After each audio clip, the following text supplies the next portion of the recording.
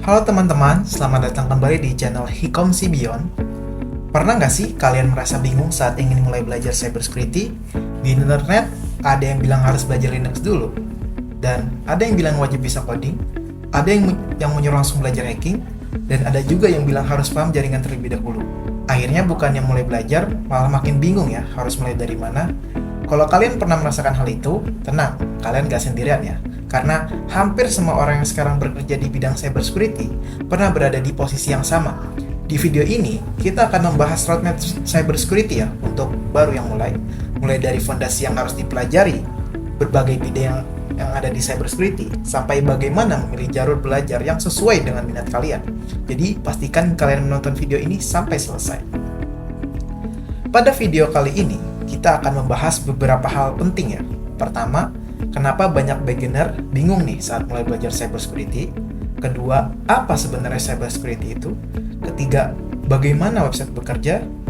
Keempat, berbagai bidang yang ada di cybersecurity? Dan seterusnya. Tanpa berlama lagi, langsung saja ya kita mulai. Nah, kenapa sih ya beginner ini bingung mulai belajar cybersecurity? Sebenarnya banyak pemula merasa bingung karena mereka tidak mengetahui titik awal yang tepat saat mencari informasi di internet. Mereka menemukan begitu banyak saran yang berbeda.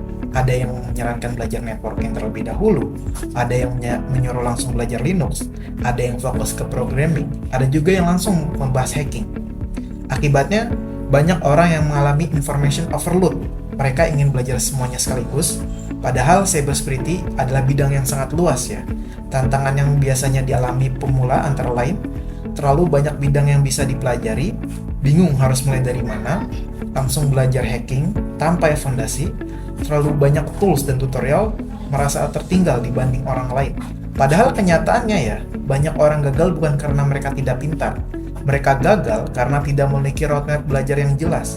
Karena itu, sebelum belajar lebih jauh, kita perlu memahami terlebih dahulu nih, gambaran besarnya terlebih dahulu itu seperti apa. Oke, selanjutnya. Apa sih itu cybersecurity? Sebelum membahas roadmap, kita perlu memahami dulu nih, apa sebenarnya cybersecurity itu. Banyak orang mengira cybersecurity itu hanya tentang hacking, padahal kenyataannya jauh lebih luas. Bayangkan sebuah bank digital, di dalamnya terdapat aplikasi mobile, website, server, database, jaringan, dan berbagai sistem lainnya. Semua sistem tersebut menyimpan informasi penting milik pengguna. Nah, tugas cybersecurity itu adalah memastikan ya seluruh aset tersebut tetap aman dari berbagai ancaman digital, mulai dari hacker, malware, phishing, pencurian data, hingga kebocoran informasi. Dan sederhananya, cybersecurity adalah usaha ya untuk melindungi sistem jaringan, aplikasi, dan data agar tetap aman serta dapat digunakan dengan baik. Dalam cybersecurity, kita juga mengenal 3 tujuan utama yang sering disebut sebagai CIA triad. Yang pertama ada confidentiality atau kerahasiaan. Yang kedua ada integrity atau integritas data. Yang ketiga ada availability atau ketersediaan layanan.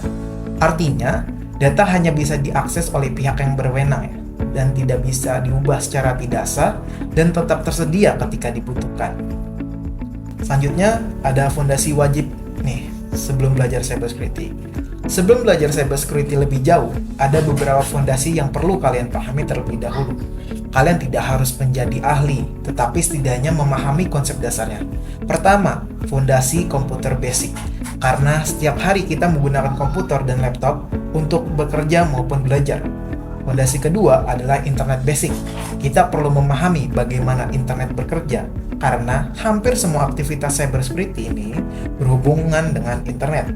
Fondasi ketiga adalah networking. Di sini kalian akan belajar tentang IP address, subnet, TCP, UDP, dan berbagai konsep jaringan lainnya. Dan fondasi keempat adalah Linux. Linux adalah sering digunakan dalam dunia cybersecurity, baik pada server, VPS, cloud environment, maupun sistem operasi yang digunakan oleh para profesional keamanan. Kalian setidaknya perlu memahami perintah dasar ya, seperti cd, ls, mkdir, cat, sudo, dan beberapa komen lainnya. Dan fondasi kelima adalah website fundamentals. Kenapa harus website? Karena website merupakan teknologi yang paling dekat dengan kehidupan kita sehari-hari ya, mulai dari media sosial, marketplace, portal kampus, internet banking, hingga aplikasi modern. Banyak yang berjalan menggunakan konsep web. Jadi jangan terburu-buru dulu nih belajar hacking. Kita harus bangun fondasi yang kuat terlebih dahulu, karena fondasi yang kuat akan membuat proses belajar berikutnya jauh lebih mudah. Selanjutnya ada bagaimana nih cara website bekerja. Sekarang kita masuk ke salah satu konsep yang sangat penting, yaitu memahami bagaimana website bekerja. Banyak orang menggunakan website setiap hari, tetapi tidak mengetahui apa yang sebenarnya terjadi di balik layar. Bayangkan website seperti sebuah restoran, kalian ada pelanggan, browser adalah pelayan, server adalah dapur, database adalah gudang bahan makanan. Ketika kalian membuka browser dan mencari kata kucing, browser akan mengirimkan permintaan tersebut atau request ke server. Lalu server kemudian menerima permintaan tersebut dan mulai mencari data yang dibutuhkan. Jika data tersedia, server akan mengambil informasi dari database. Setelah itu, server mengirimkan kembali hasilnya kembali ke browser. Dan kemudian browser menampilkan hasil pencarian yang kalian lihat di layar ya. Walaupun terlihat sederhana, hampir semua website modern bekerja dengan konsep yang mirip ya. Dan memahami alur ini sangat penting karena sebagian besar pekerjaan cybersecurity akan berhubungan dengan sistem yang bekerja menggunakan mekanisme request dan respons seperti ini. Selanjutnya ada di roadmap cybersecurity ya, atau peta bidang cybersecurity. Sekarang kita masuk ke bagian yang paling sering membuat beginner bingung ya, yaitu berbagai bidang yang ada di cybersecurity. Banyak orang mengira cybersecurity itu hanya satu pekerjaan ya, tapi pada kenyataannya terdapat banyak spesialisasi yang berbeda. Jika kalian suka website, kalian bisa memilih web security. Jika kalian suka jaringan, kalian bisa memilih network security. Jika kalian suka investigasi digital, kalian bisa memilih digital forensik. Jika kalian tertarik dengan cloud seperti AWS, Azure, atau GCP, kalian bisa memilih cloud security. Dan jika kalian suka kebijakan audit risiko and compliance, kalian bisa memilih GRC atau Governance, Risk and Compliance, dan masih banyak bidang lainnya. Karena itu, jangan merasa harus mempelajari semuanya sekaligus. Karena kesalahan terbesar yang baru mulai adalah mencoba mempelajari semua bidang dalam waktu yang bersamaan. Hari ini belajar web hacking, besok belajar malware, lusa belajar cloud, minggu depan belajar digital forensik, dan akhirnya tidak ada satupun bidang yang benar-benar dikuasai. Jadi, fokuslah pada satu bidang terlebih dahulu. Di slide selanjutnya ada skill inti yang wajib dimiliki ya sama cybersecurity learner. Karena cybersecurity ini bukan hanya tentang tools, tetapi adalah kombinasi antara kemampuan teknis dan cara berpikir. Dari sisi soft skill, ada beberapa kemampuan yang sangat penting, seperti problem solving, research skill, critical thinking, konsistensi belajar, dan curiosity atau rasa ingin tahu. Menurut saya, curiosity ini adalah salah satu modal terbesar dalam cybersecurity karena rasa penasaran itu membuat kita terus belajar dan terus mencari jawaban. Selain soft skill, ada juga technical foundation yang wajib kita miliki. Pertama, ada networking. Kedua, ada programming. Ketiga, ada operating system. Dan kalian tidak harus ya menjadi programmer profesional, tetapi setidaknya kalian harus perlu ya memahami logika dasar pemrograman dan mampu membaca kode sederhana ya. Karena suatu saat kalian akan pasti ya menganalisa aplikasi, memahami alur sistem, dan mencari penyebab sebuah kerentanan. Untuk melakukan itu, kemampuan membaca kode akan sangat membantu ya. Dan ingat, skill teknis ini bisa dipelajari, tetapi kemampuan belajar dan rasa ingin tahu itu harus dibangun dari diri sendiri. Selanjutnya ada cara memilih fokus belajar. Lalu bagaimana sih cara kita memilih fokus belajar? Kita bisa mulai dengan bertanya kepada diri sendiri ya. Apakah kalian lebih suka membangun atau menganalisis? Apakah kalian lebih suka website, jaringan atau cloud? Atau bahkan kalian suka coding ya, atau investigasi? Atau lebih tertariknya pada attack atau defense? Jawaban dari pertanyaan tersebut dapat membantu ya kalian menemukan bidang yang paling sesuai. Namun, jika kalian benar-benar bingung harus mulai dari mana, saya biasanya merekomendasikannya mulai dari web security ya sebagai titik awal. Kenapa? Karena website ini adalah teknologi yang paling sering kita gunakan setiap hari ya. Kita membuka marketplace, menggunakan media sosial, mengakses portal kampus, dan melakukan transaksi digital lainnya.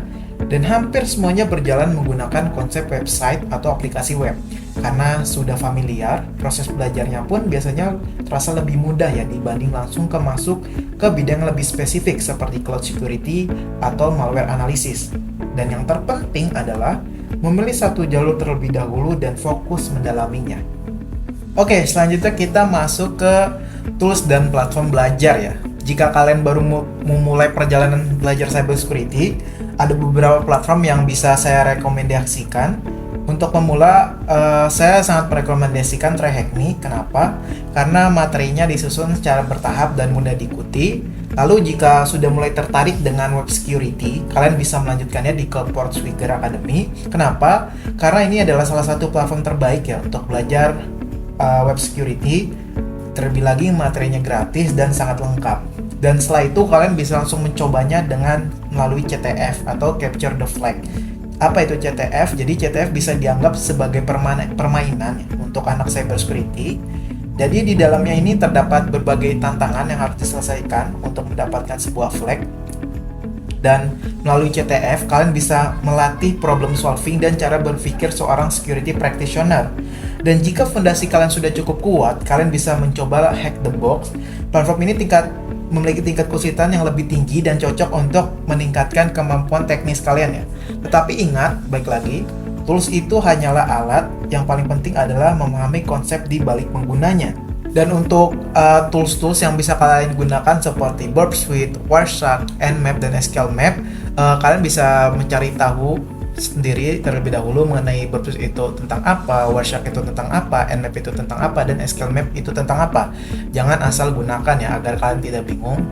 Seperti misalnya belajar Portswigger, itu kan di web security ya, kalian pasti akan tektokan dengan yang namanya Burp Suite. Dan kalian bisa cari tahu nih, Burp Suite itu tools apa sih, seperti itu. Dan ada tips agar tidak overwhelm ya. Yang terakhir, saya ingin membahas sesuatu yang sering dialami oleh banyak yang baru mulai ya, yaitu rasa overwhelm. Cybersecurity ini adalah perjalanan jangka panjang ya, bukan sesuatu yang bisa dikuasai dalam semalam saja.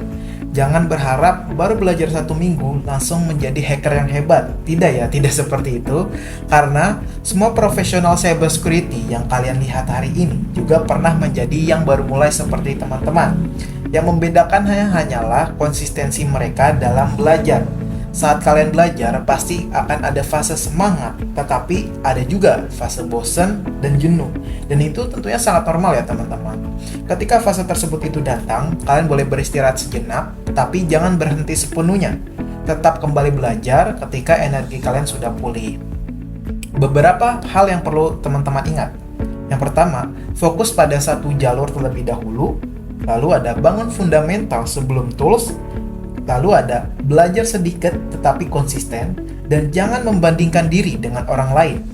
Dan terakhir, praktik lebih penting daripada teori, dan nikmati proses belajarnya. Karena konsistensi selama berbulan-bulan jauh lebih berharga ya daripada belajar berlebihan selama beberapa hari. Dan kesimpulan pada video kali ini adalah, kalau ada satu hal yang ingin teman-teman ingat setelah menonton video ini, itu adalah cybersecurity bukan tentang langsung menjadi hacker.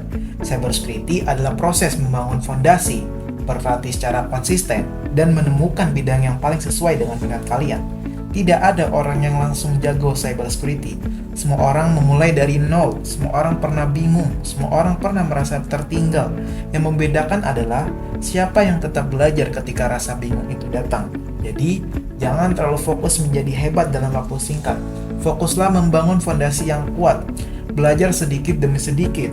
Terus praktik, terus eksplorasi, dan nikmati prosesnya. Karena cybersecurity ini bukan perlombaan cepat ya, tetapi perjalanan belajar jangka panjang. Oke, terima kasih banyak untuk teman-teman yang sudah menonton video ini sampai selesai. Saya harap setelah menonton video ini, kalian memiliki gambaran yang lebih jelas ya tentang bagaimana memulai perjalanan belajar cybersecurity. Kalau kalian punya pertanyaan atau pengalaman belajar cybersecurity yang ingin dibagikan, bisa tulis di kolom komentar. Sampai jumpa di video berikutnya, dan selamat belajar cybersecurity. Bye-bye.